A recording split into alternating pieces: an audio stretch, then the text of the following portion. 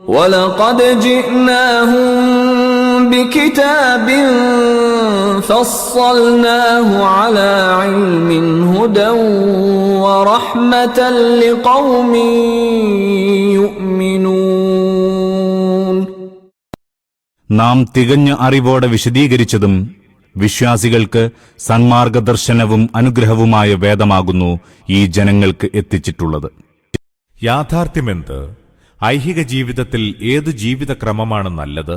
ശരിയായ ജീവിത രീതിയുടെ അടിസ്ഥാന തത്വങ്ങളേവ എന്നീ കാര്യങ്ങളെല്ലാം വിശദമായി ആ ഗ്രന്ഥത്തിൽ പ്രതിപാദിച്ചിട്ടുണ്ടെന്ന് സാരം. ആ വിശദീകരണങ്ങളാകട്ടെ വല്ല അനുമാനത്തിന്റെയോ അഭ്യൂഹത്തിന്റെയോ അടിസ്ഥാനത്തിലുള്ളതല്ല, മറിച്ച് ജ്ഞാനത്തെ ആസ്പദമാക്കിയുള്ളതാണ്. സന്മാർഗദർശനവും അനുഗ്രഹവും എന്നു പറഞ്ഞതിന്റെ വിവക്ഷ ഇതത്രേ. ഒന്നാമതായി ആ ഗ്രന്ഥത്തിലെ പ്രതിപാദ്യങ്ങളും ശിക്ഷണങ്ങളും സ്വയം വ്യക്തമാണ്. പോരാത്തതിന് എത്ര ശരിയായ മാർഗദർശനമാണ് മനുഷ്യന് ആ ഗ്രന്ഥം നൽകുന്നതെന്ന് അത് അംഗീകരിച്ചവരുടെ ജീവിതത്തിലൂടെ നേരിട്ട് ദർശിക്കുമാറാകും. അതിന്റെ സ്വാധീനത്താൽ മനുഷ്യന്റെ മനോഗതിയിലും സദാചാരചര്യകളിലും അതിമഹത്തായ വിപ്ലവം സാധിക്കുമാറ് എന്തുമാത്രം അനുഗ്രഹമാണതെന്നും അനുഭവിച്ചറിയാൻ കഴിയും.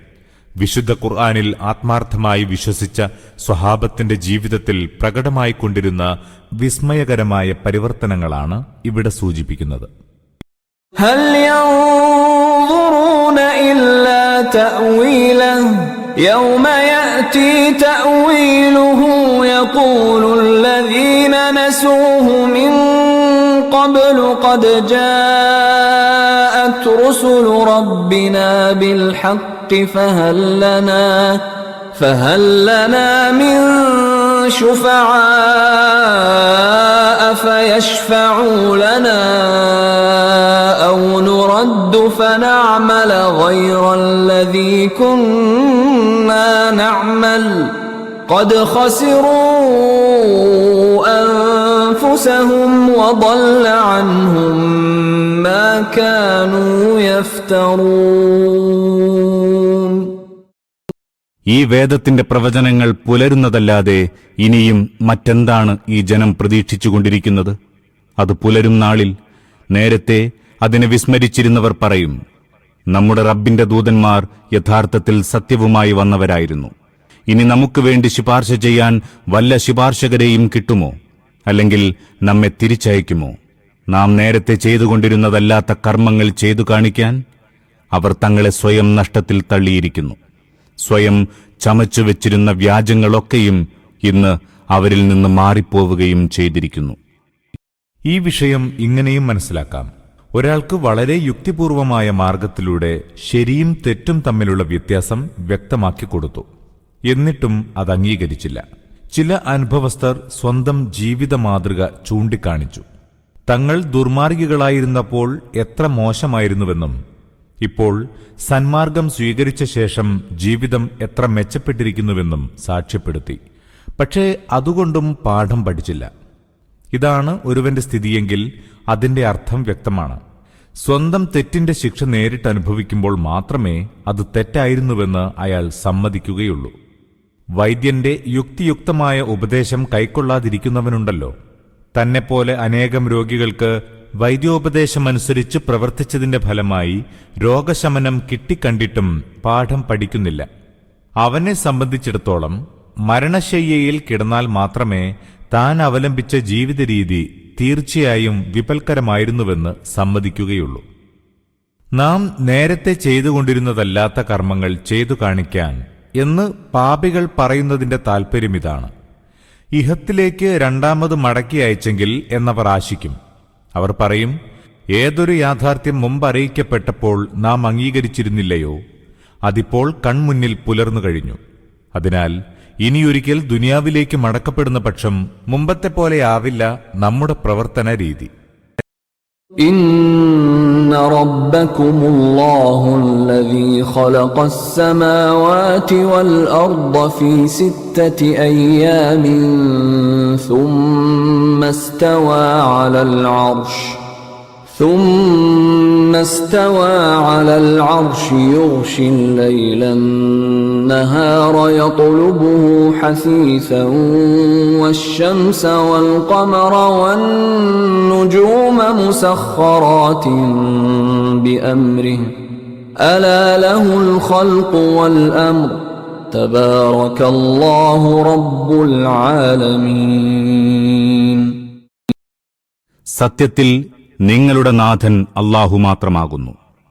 6 നാളിലായി വാനഭുവനങ്ങൾ സൃഷ്ടിച്ചവൻ. അനന്തരം അവൻ സിംഹാസനസ്ഥനായി. അവൻ രാവുകൊണ്ട് പകലിനെ പൊതിയുന്നു, പകലോ രാവിനെ തേടി കുതിക്കുന്നു. അവൻ സൂര്യചന്ദ്രന്മാരെയും താരകങ്ങളെയും സൃഷ്ടിച്ചു. ഒക്കെയും അവന്റെ ആജ്ഞാനുവർത്തികളാകുന്നു. അറിയുക, അവന്റേതു മാത്രമാകുന്നു സൃഷ്ടി, അവന്റേതു മാത്രമാകുന്നു ശാസനയും. സർവ്വലോകങ്ങളുടെയും നാഥനും പരിപാലകനുമായ അല്ലാഹു അത്യധികം അനുഗ്രഹമുടയവനത്രേ. ആയത്തിലെ യൗം എന്ന പദം കൊണ്ടുള്ള വിവക്ഷ ഭൂലോകവാസികൾ അർത്ഥമാക്കുന്നത് പോലെ 24 മണിക്കൂറുള്ള ഒരു ദിവസമാകാം, ഘട്ടം, ദശ എന്നീ അർത്ഥത്തിലുമാവാം അതുപയോഗിച്ചത്. സൂറത്തുൽ ഹജ്ജ് സൂക്തം 47 പറഞ്ഞിരിക്കുന്നു, താങ്കളുടെ നാഥങ്കൽ ഒരു ദിനം നിങ്ങൾ എണ്ണിപ്പോരുന്ന 1000 വർഷത്തിന് തുല്യമാണ്. സൂറ അൽ മആരിജ് സൂക്തം 4 ഇങ്ങനെ കാണാം, മലക്കുകളും ജിബ്രീലും അവങ്കലേക്ക് ഉയരുന്നു 50,000 വർഷം ദൈർഘ്യമുള്ള ഒരു ദിനത്തിൽ. ഇതിന്റെ കൃത്യമായ വിവക്ഷ അല്ലാഹുവിനു മാത്രമേ അറിയൂ. ഇസ്തവ അലൽ അർഷ് എന്ന പ്രയോഗത്തിനാണ് സിംഹാസനത്തിൽ ഉപവിഷ്ടനായി എന്നർത്ഥം കൊടുത്തിരിക്കുന്നത്. അല്ലാഹുവിന്റെ സിംഹാസനാരോഹണം ഏതു തരത്തിലുള്ളതാണെന്ന് മനസ്സിലാക്കുക പ്രയാസകരമാണ്. ഒരുപക്ഷേ അവൻ പ്രപഞ്ചം സൃഷ്ടിച്ച ശേഷം വല്ല സ്ഥലവും തന്റെ അനന്ത സാമ്രാജ്യത്തിന്റെ തലസ്ഥാനമായി നിശ്ചയിച്ചിരിക്കാം. അവിടം അവന്റെ വെളിപ്പാടുകളുടെ കേന്ദ്രമായി അംഗീകരിച്ചിരിക്കുകയുമാവാം. ആ വിശിഷ്ട സ്ഥാനത്തിനാവണം അർഷ് എന്ന് നാമകരണം ചെയ്തത്. സമസ്ത ലോകത്തിന് അസ്തിത്വത്തിന്റെയും ശക്തിയുടെയും അനുഗ്രഹം ചൊരിയുന്നതും പ്രപഞ്ചകാര്യങ്ങൾ നിയന്ത്രിക്കപ്പെടുന്നതും അവിടെ നിന്നാവാം. അഥവാ ഭരണാധിപത്യമെന്ന് മാത്രവുമാവാം സിംഹാസനത്തിന്റെ വിവക്ഷ. സിംഹാസനത്തിൽ ഉപവിഷ്ടനാവുക എന്നാൽ പ്രപഞ്ചത്തെ സൃഷ്ടിച്ച ശേഷം അല്ലാഹു ഭരണാധിപത്യത്തിന്റെ കടിഞ്ഞാൺ കയ്യിലെടുക്കുക എന്നർത്ഥം. അല്ലാഹുവുമായി ബന്ധപ്പെടുത്തുമ്പോൾ സിംഹാസനാരോഹണത്തിന്റെ അർത്ഥവിശദീകരണങ്ങൾ എന്തുമാവട്ടെ, ഖുർആനിൽ ആ പരാമർശത്തിന്റെ ഉദ്ദേശ്യം ഇതാണ്: പ്രപഞ്ചത്തിന്റെ സ്രഷ്ടാവും സംവിധായകനും മാത്രമല്ല അല്ലാഹു, അതിന്റെ നിയന്താവും ഭരണാധിപനും കൂടിയാണ്. പ്രപഞ്ച സൃഷ്ടിക്ക് ശേഷം അതുമായി ഒരു ബന്ധവും പുലർത്താതെ അവൻ എവിടെയോ സ്വസ്ഥമായി കഴിഞ്ഞുകൂടുകയല്ല.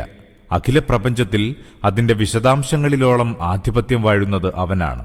ഭരണാധിപത്യത്തിന്റെ എല്ലാ അധികാരാവകാശങ്ങളും സ്ഥിതി ചെയ്യുന്നത് അവനിലാണ്. ചെറുതും വലുതുമായ എല്ലാ വസ്തുവും അവന്റെ മാത്രം ആജ്ഞാനുവർത്തിയും ഹിതാനുസാരിയുമത്രേ. പ്രപഞ്ചത്തിന്റെ ഭാഗധേയം അവന്റെ മാത്രം വിധിക്ക് വിധേയമാണ്. അത് മുഖേന വിശുദ്ധ ഖുർആൻ അടിസ്ഥാനപരമായ ഒരു തെറ്റിദ്ധാരണയുടെ അടിവേര് അറുത്തുകളഞ്ഞിരിക്കുന്നു.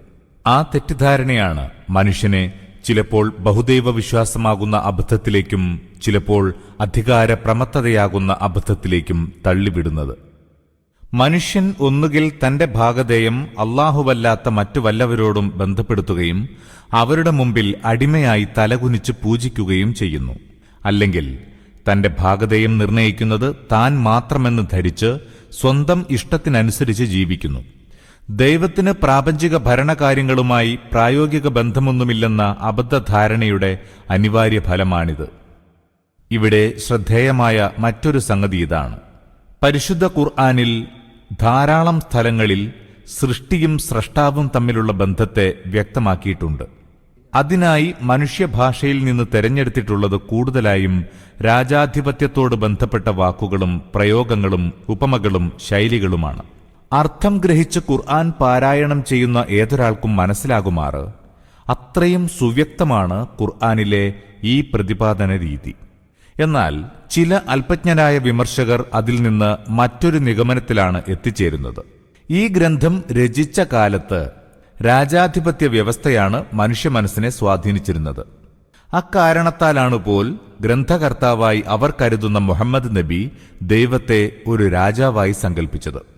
വാസ്തവത്തിൽ വിശുദ്ധ ഖുർആൻ ആവിഷ്കരിച്ച ശാശ്വതവും സനാതനവുമായ യാഥാർത്ഥ്യത്തിന് കടകവിരുദ്ധമാണ് ഈ പ്രസ്താവന. ആകാശഭൂമികളിൽ രാജത്വവും ആധിപത്യവും ഒരേയൊരു സത്തയുടെ അവകാശമാണ്. പരമാധികാരമെന്ന് പറയുന്നത് അവന് മാത്രമുള്ളതാണ്. ഒരു കേന്ദ്രീകൃത വ്യവസ്ഥയാണ് പ്രാപഞ്ചിക വ്യവസ്ഥിതി. അതിൽ സമസ്ത അധികാരങ്ങൾ അവൻ മാത്രമാണ് കൈകാര്യം ചെയ്യുന്നത്. അതിനാൽ ഈ വ്യവസ്ഥയിൽ വല്ല വ്യക്തിയോ വിഭാഗമോ തങ്ങൾക്ക് അല്ലെങ്കിൽ മറ്റാർക്കെങ്കിലും ഭാഗികമോ സമ്പൂർണമോ ആയ ആധിപത്യം അവകാശപ്പെടുന്നുവെങ്കിൽ അതെല്ലാം കേവലം വ്യാമോഹം മാത്രമാണ്. ഈ വ്യവസ്ഥയ്ക്ക് കീഴിൽ സ്ഥിതി ചെയ്യുമ്പോൾ മനുഷ്യൻ ചെയ്യേണ്ടത് ആ ഒരേ ഒരു സത്തയെ ഏകദൈവമായും പരമാധിപതിയായും അംഗീകരിക്കുക മാത്രമാകുന്നു. സിംഹാസനത്തിൽ ഉപവിഷ്ടനായി എന്ന വാക്ക് ഉൾക്കൊള്ളുന്ന ആശയത്തിന്റെ കൂടുതൽ വിശദീകരണമാണ് സൃഷ്ടിയും ശാസനയും അവന്റേതു മാത്രമാകുന്നു എന്ന പ്രസ്താവന. അല്ലാഹു സൃഷ്ടികർത്താവ് മാത്രമല്ല, അധിപതിയും വിധികർത്താവും കൂടിയാണ്. പ്രപഞ്ചത്തെ സൃഷ്ടിച്ച ശേഷം അതിൽ ഭരണം നടത്താൻ മറ്റാരെയെങ്കിലും അവൻ ഏൽപ്പിച്ചിട്ടില്ല. അവരിൽ ഏതെങ്കിലും വിഭാഗത്തെ ഇഷ്ടം പോലെ പ്രവർത്തിച്ചുകൊള്ളാൻ വിട്ടിട്ടുമില്ല. പ്രപഞ്ചത്തിന്റെ നിയന്ത്രണവും അവന്റെ കൈകളിൽ തന്നെയാണ്. രാപ്പകലുകളുടെ ഭ്രമണം സ്വയമേവയുണ്ടാകുന്ന പ്രതിഭാസമല്ല, ദൈവിക നിയമപ്രകാരം സംഭവിക്കുന്നതാണ്. അവൻ ഇച്ഛിക്കുമ്പോൾ അത് തടയാം, അവൻ ഇച്ഛിക്കുമ്പോൾ അതിന്റെ ഘടന മാറ്റുകയും ചെയ്യാം. സൂര്യനും ചന്ദ്രനും നക്ഷത്രങ്ങളും സ്വയം ഒരു ശക്തിയുടെയും ഉടമകളല്ല. ദൈവിക ഹസ്തത്തിൽ കേവലം ആജ്ഞാനുവർത്തികളാണവ. അടിമകളെപ്പോലെ ദൈവം ഉദ്ദേശിക്കുന്ന കൃത്യങ്ങൾ നിർവഹിക്കുകയും വേണം. ആയത്തിൽ ഉപയോഗിച്ച തബാറക എന്ന പദം ബർക്കത്ത് എന്ന ധാതുവിൽ നിന്നുളവായതാണ്. വളർച്ച, വർദ്ധനവ്, സമൃദ്ധി എന്നെല്ലാമാണ് ബർക്കത്തിന്റെ മൂലാർത്ഥം. ഉയർച്ച, മഹത്വം, സുസ്ഥിരത, അടിയുറപ്പ് എന്നീ ആശയങ്ങളും ഇതിൽ ഉൾച്ചേർന്നിരിക്കുന്നു. ഈ എല്ലാ അർത്ഥങ്ങളോടുമൊപ്പം നന്മയുടെയും ഗുണസമ്പന്നതയുടെയും വിഭാവന അനിവാര്യമായും ഉൾക്കൊള്ളുന്നുണ്ട്. അപ്പോൾ അല്ലാഹു വളരെ ബർക്കത്തുള്ളവനാണ് എന്ന് പറഞ്ഞാൽ ഉദ്ദേശ്യമിതാണ്. അവന്റെ നന്മകൾക്കും ഗുണങ്ങൾക്കും അറ്റമില്ല.